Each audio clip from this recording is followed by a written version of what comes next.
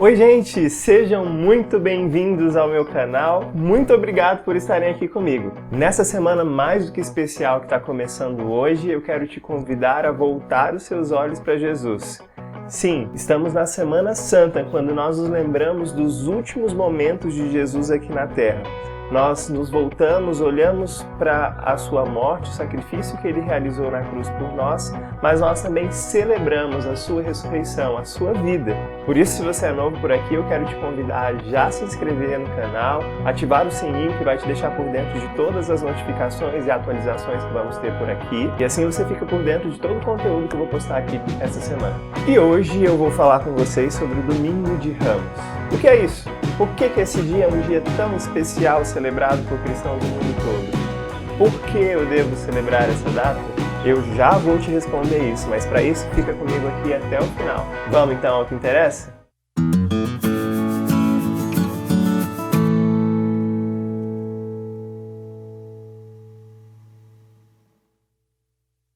Hoje é o domingo que antecede a Páscoa, domingo que tradicionalmente conhecemos e chamamos de Domingo de Ramos. Tradicionalmente, ao longo de séculos, cristãos do mundo todo têm celebrado esse domingo de diversas formas. São cultos, celebrações especiais, procissões que marcam a chegada da Semana Santa. Mas de onde vem essa tradição? Onde nós achamos base para isso e para celebrar essa data? O Domingo de Ramos é celebrado seguindo alguns dos últimos passos de Jesus com seus discípulos aqui na Terra.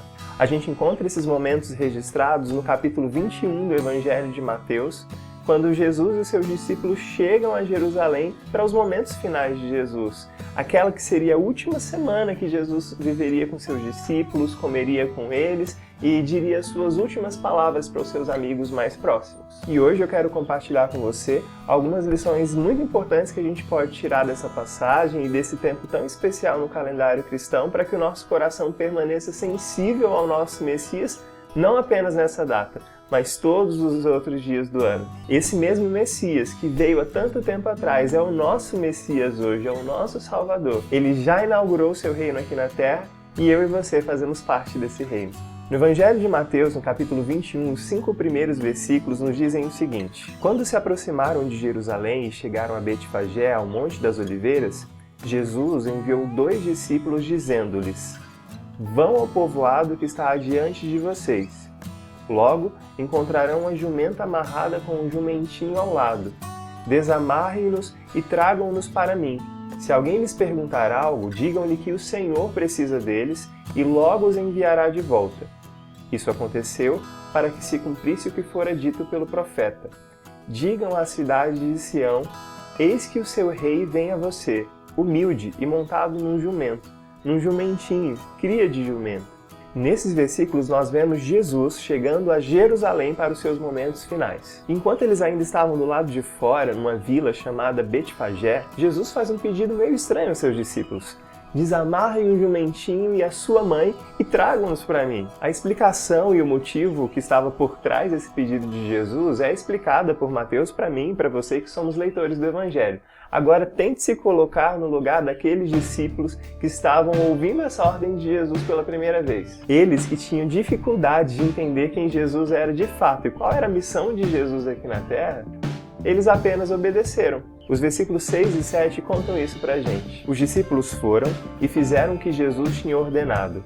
Trouxeram a jumenta e o jumentinho, colocaram sobre eles os seus mantos e sobre estes Jesus montou. O Evangelho de Mateus, que foi escrito inicialmente para os judeus, ele tinha uma preocupação básica de situar Jesus como um personagem histórico que era a síntese, que era o centro de toda a história de Israel.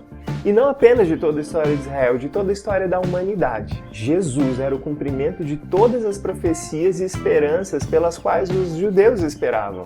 E havia uma profecia muito antiga, dada por Deus por intermédio do seu servo, o profeta Zacarias, que dizia que viria um rei, que viria um Messias, um verdadeiro descendente da casa real de Davi, que chegaria e tomaria o seu lugar de governo, o seu lugar de comando sobre toda a nação. Porém, a forma como esse rei viria seria muito diferente de toda aquela forma que as pessoas esperariam.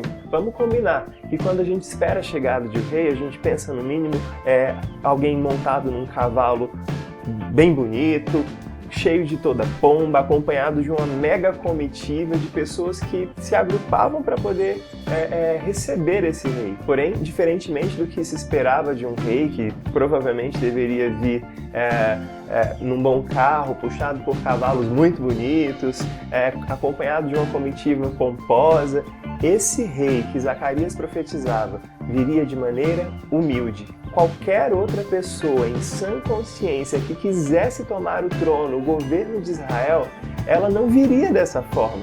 Ela provavelmente procuraria o poder, procuraria maneiras de reafirmar sua identidade através da sua aparência. Ele queria alguém que quisesse tomar o poder iria querer demonstrar confiança para as pessoas. Qualquer pretenso rei ou soberano iria querer mostrar o seu poder e a sua influência. Por quê? Porque todas as pessoas possuem expectativas e essas expectativas geralmente clamam por ser supridas. Todos querem um rei, um representante que não os envergonhe, alguém que seja bom de uma maneira que eu não consigo ser.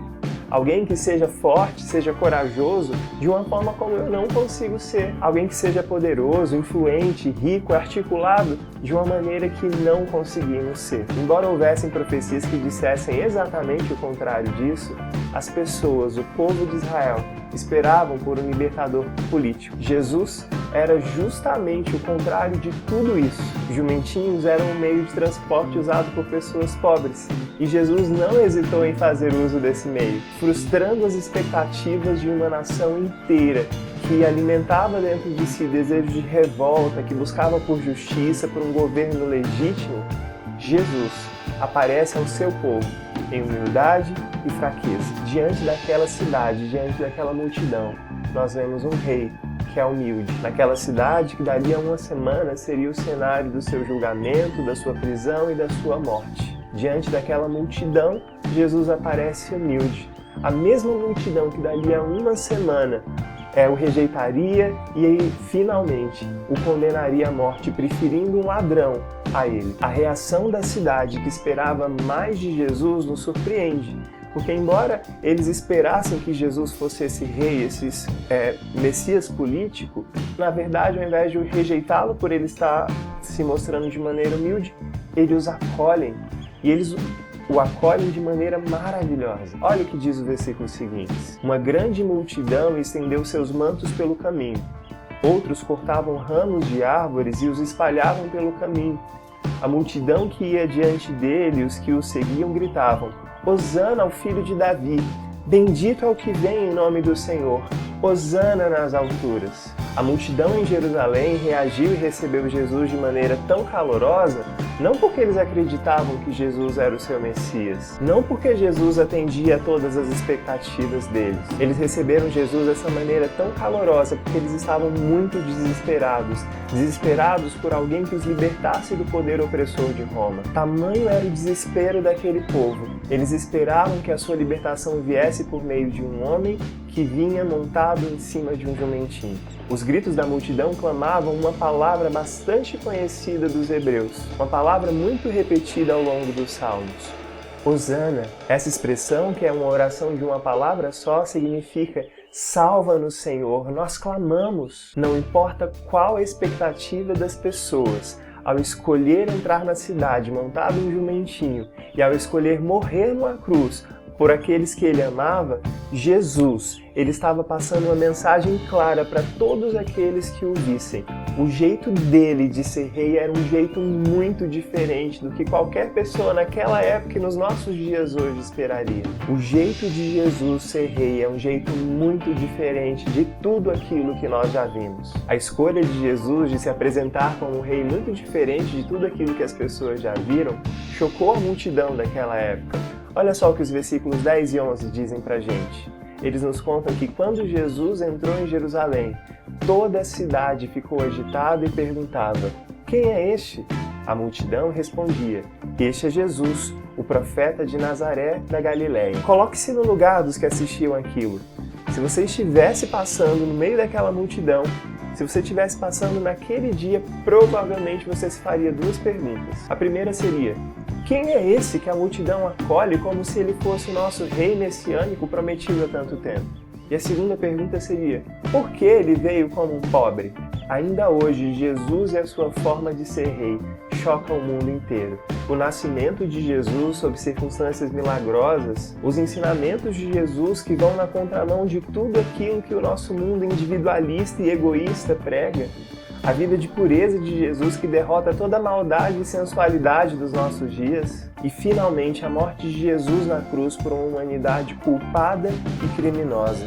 Tudo isso é um escândalo para que a nossa mente limitada consiga entender. Algumas pessoas, quando entendem tudo aquilo que Jesus faz, ainda pensam: mas eu não sou tão mal assim quanto as pessoas acham que eu sou, quanto a Bíblia diz que eu sou. Já outras pessoas, quando entendem que realmente são tão perversas quanto a Bíblia diz que elas são, preferem continuar nos seus caminhos de perversidade do que abrir mão de todo o seu dinheiro, de toda a sua fama e de tudo aquilo que os faz serem mais e mais perversos. Essas pessoas não querem compartilhar da humildade, da pureza e da mansidão de Jesus. Porém, Cristo convida a mim e a você a compartilharmos sim da sua bondade, da sua mansidão, da sua pureza e da sua humildade. Diante disso, algumas lições muito importantes ficam para nós. Nós temos acolhido o Cristo que vem para nós de maneira humilde, ou será que eu e você temos desejado por um libertador político, um Messias que venha nos livrar dos nossos problemas criados por nós mesmos, e que use da sua influência e do seu poder para poder nos fazer com que a gente se safe desses problemas? Será que nós temos nos apegado a Jesus, mesmo nos sofrimentos que a caminhada com Jesus traz para a gente? Ou será que nós temos desejado apenas os benefícios que essa caminhada pode nos oferecer? Em dias como os nossos, nós precisamos nos apegar ao exemplo de Cristo, que sendo rico, se fez pobre por nós. Ele se fez pobre para nos alcançar. Nós precisamos entender que o reinado de Cristo não vem por dominação ou por violência, mas vem por meio de humildade e simplicidade. Uma simplicidade que se autodoa, que se autoentrega em favor do próximo. Assim como Cristo, que é Deus, se doou em favor daqueles que eram seus inimigos por conta do pecado, nós hoje precisamos nos doar em favor do próximo. Não importa quais expectativas eu e você tenhamos a respeito do Messias.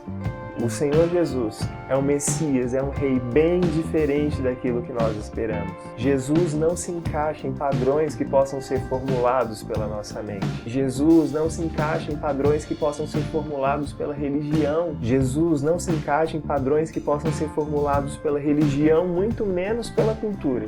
Se idealizamos na nossa mente um Cristo que é diferente daquele que nos é apresentado pelas Escrituras, é bem provável que tenhamos criado na nossa cabeça uma versão idealizada do Cristo, ou seja, é provável que tenhamos criado um falso Cristo. A minha oração é que não apenas nesse domingo, o domingo de Ramos, mas em todo o restante do ano, você consiga olhar para Cristo e enxergar nele tudo aquilo que você não pode ser. Muito mais do que um exemplo de pureza, bondade, mansidão, generosidade e amor, Jesus é um Salvador poderoso e pessoal. Olhe para o Cristo montado num jumentinho, humilde e com todas as suas forças, com todo o seu coração, clame a Ele: Hosana!